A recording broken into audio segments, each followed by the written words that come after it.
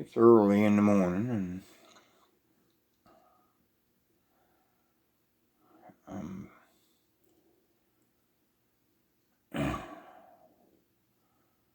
I got to thinking about those that have studied and read and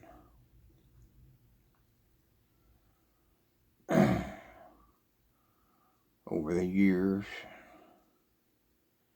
have been granted to be shown our God, just a glimpse, just a morsel, just a taste of that spiritual water, that flesh that the Lord said we taste every so often. And there for a while I stayed with Dad several years, and I remember he would there's times he would walk in there and he wouldn't say anything. I'd be sitting there doing whatever I was doing. He'd just walk past me, and I've related this story before. He'd walk back there to the table and he'd sit down and he'd have a verse on his mind, and he'd go back there and he'd read it, and he'd walk back past me, and there's lots of times that he'd have tears in his eyes.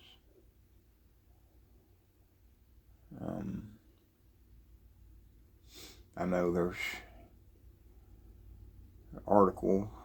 two articles by Elder Beebe on predestination, and the first article was when he was young,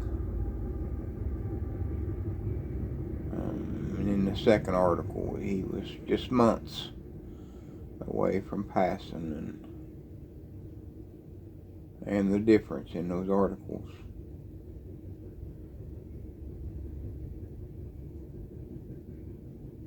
Your mind goes to him and what he did for us. The seamless perfection of an almighty God.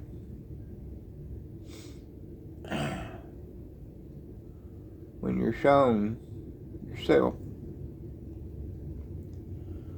when you're shown what you are, how vile, how corrupt, how deceitful,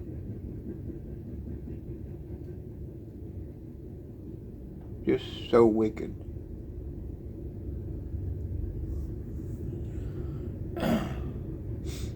And then he tells you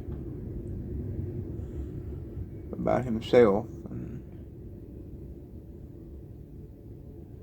I did that coat of colors, and I had no intention of doing that. I had no intention.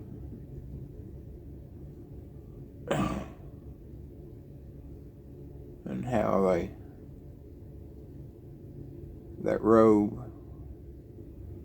and how they took it off of him, and they soaked it in blood, and they said, let's see if the Father recognizes it.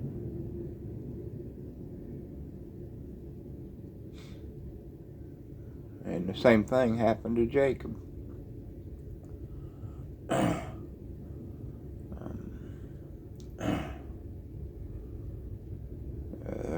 Rebecca, she took Esau's coat. Just reading about it last night. That coat was in her house, and she took his coat and she put it upon Jacob, and she clothed him with it,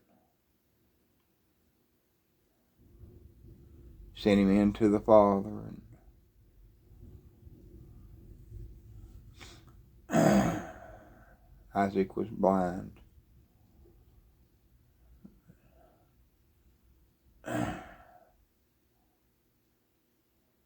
But he was clothed in the coat, and the blessing was handed to him.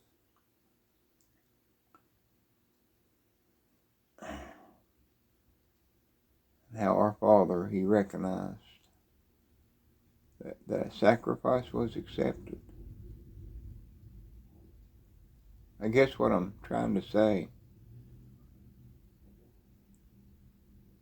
isn't it beautiful that it points to him each and every time? It always points to him. You read the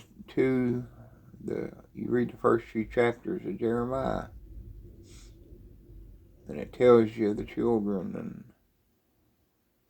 how they worship the idols and the mountains and the high places, and then it tells you about Zion. It tells you about that place that's flowing with milk and honey. When he shows you the comparison, of yourself and that land, you see one in all its blackness, they say as black as the tents of Kedar. They were made out of goat hair, and they would turn all as black can be. But with seamless perfection, he walked the face of this earth. He didn't sin one time. Not one time.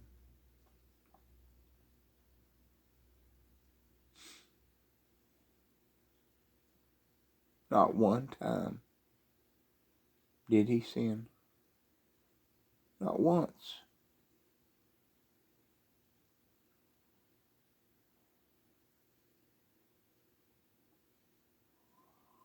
Most of the time, I know myself. I've met myself, and I know that I can sit down and sit here to read. Next thing you know, my mind, it's wandering. It's over there doing something else.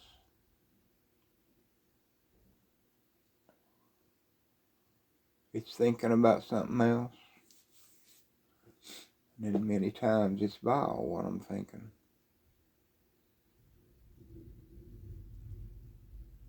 Aren't you thankful that we've been shown that he is the author? I guess that's what I'm trying to say. Aren't you thankful that we've been shown he is the sinless perfection? His work was perfect. And yes, that coat was ripped and torn and bloody to the point that in the garden he sweated great drops of blood, for he knew the cup that he must drink from. And like a little sister told me, when he was clothed with that with that coat of righteousness, the only true righteousness there is, that it was the most perfect white that white can be.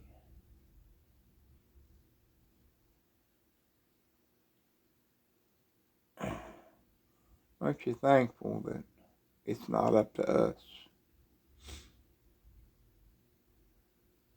He didn't have to show us that. We could think as others that we must do something.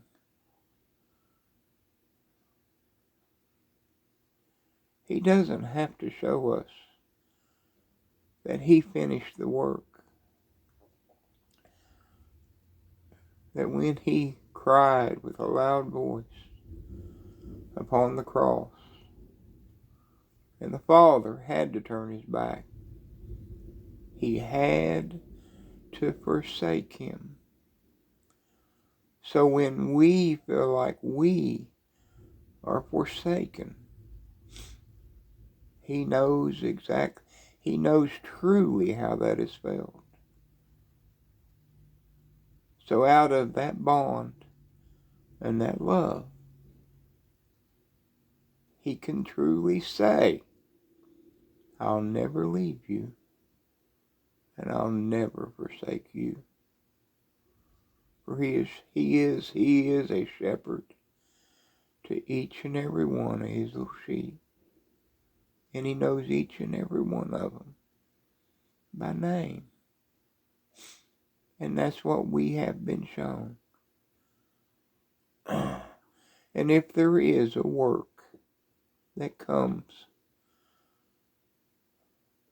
from any one of us, it's an ordained work, as letter in the 2nd chapter of Ephesians says. But it's that Spirit. It's that Spirit that is within you. We can't even pray as we are.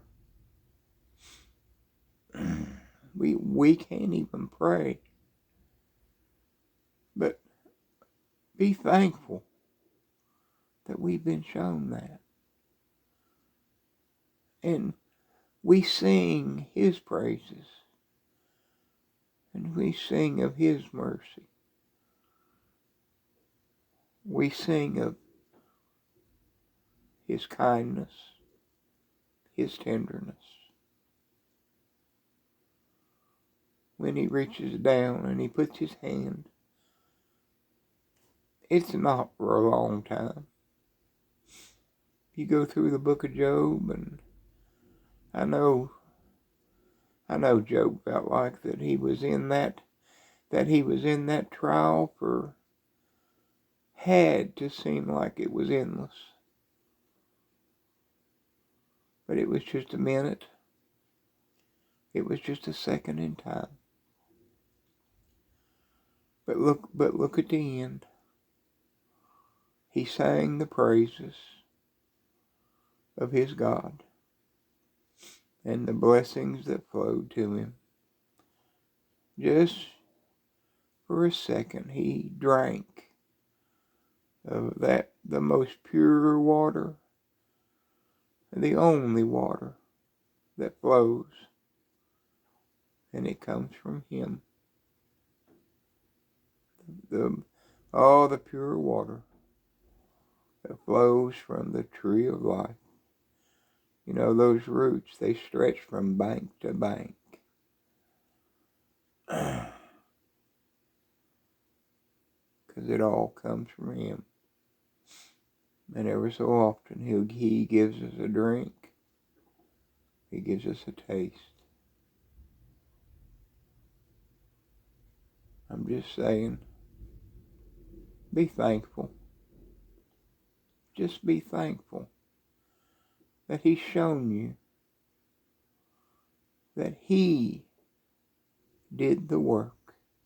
He finished what we could not do. And it shows when you read this, when you read in here and your eyes are opened to him, to the work that he performed. His first words that were ever recorded, he spoke of the work that the Father had given him to do. He said, I speak the words that were given me. That means he was doing the work that he was given. And it was the perfect work. He did for you. He did for you what you cannot do. And he done it with seamless perfection. The sacrifice was accepted. Oh, that coat was ripped, it was torn, and it was bloody. But then he was fitted. Oh, he was fitted with a robe. And it was white. And it's perfect. He was the author. And he is the finisher. He is the Alpha. And he is the Omega. He is the beginning. And he is the ending. And he is the only one. He's the only one who begins and he ends in each and every one of those seasons that he walks you through. It's perfect. It's the only perfect upon this earth in this short time that we walk. And it's short. It is awfully short. But it's about him. It's always about him. It's always through him. And it's always for him. And it's continuously to his praise and to his glory. Thank you.